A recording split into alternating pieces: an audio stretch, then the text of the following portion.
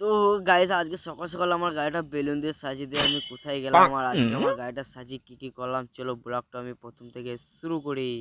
তো গাইস সকাল হতে না হতে আমার বন্ধু আমাকে ফোন লেগে বলছে, শালা এধারে আমার ভাই বোকে আনার কথা, তো এধারে ঘুমাচ্ছিস, তাই আমি বেশি তাড়াহুড়ো করে উঠে আমার হেলিকপ্টারটাকে নিয়ে আমি আবার চলে যাচ্ছি নার্সিংহোমের দিকে। তো আমার সাথে যে আবার একটা ছাগল ছানাও চলে আসবে এটা আমি ভাবতে পারিনি। কবিতা নার্সিংহোম যে আমার এই হেলিকপ্টারটা ল্যান্ডিং করে দিয়ে চলে যাচ্ছে, এই শালারা এখানে বসে আছে আমাকে একা একা ফেলে। তো আমরা সবাই মিলে এখানে বসে বসে এখানে আড্ডা মারতে না মারতে শালা এধারে আবার বেলুন নিয়ে চলে এলো, কারণ আমার হেলিকপ্টারটাকে আবার মানে ওই সাজাবে আর কি, তার জন্য এই বেলুন গুলো নিয়ে এসেছিল। এখানে মুখে করে সব ফোলাছিলাম আমরা, শালা গাড়িটা তাকতে তাকতে সাজিয়ে নেবো বলে একটু তাকতে তাকতে ফোলাছিলাম। তো এইখানে যে শালা আমাকে আবার 3 দিন লাগবে একটা বেলুনের গিট মারতে, এটা আমি জীবনেও ভাবতে পারিনি।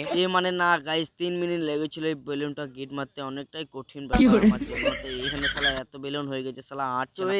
এই ধারে দেখছি শালা আবার বেলুন গুলো আবার সাজাতে লেগেছে, তার মধ্যে সাজা সাজা শালা তোরাই সাজার, আমি এখানে দাঁড়িয়ে দাঁড়িয়ে দেখি। তো আর কি, ওরা ওখানে বেলুন সাজাচ্ছে আর আমি এখানে সত্যি সত্যি দাঁড়িয়ে দাঁড়িয়ে দেখছি। মানে গাইস আর কি, আমি বেলুন টেলুন জীবনেও সাজাইনি, আর এরা সাজাইছে তার লেগে দিকে বলছি শালা তোরাই সাজা, আমি এখানে দাঁড়িয়ে দাঁড়িয়ে দেখি। তো আমাদের বেলুন সাজাতে সাজাতে আমাদের আবার বেলুন শেষ হয়ে গেছিল, তো আমরা দুজনকে পাঠিয়ে দিয়েছিলাম বেলুন আনতে, আর আমরা এখানে দাঁড়িয়েছিলাম। দাঁড়িয়ে থাকতে থাকতে শালার আবার বেলুন আর সাথে একটা কুরকুরি চেনলে চলে এলো, আর ওয়াই দেখে তো সেই খুশি হলাম, মানে যদি কুরকুরি একটা দে তাহলে খেতে পাবো। তো শালারা আমাকে কুরকুরি একটাও দিল না। গাইস আমরা এখন গাড়ি সাজানোর পর দেখা হচ্ছে। তো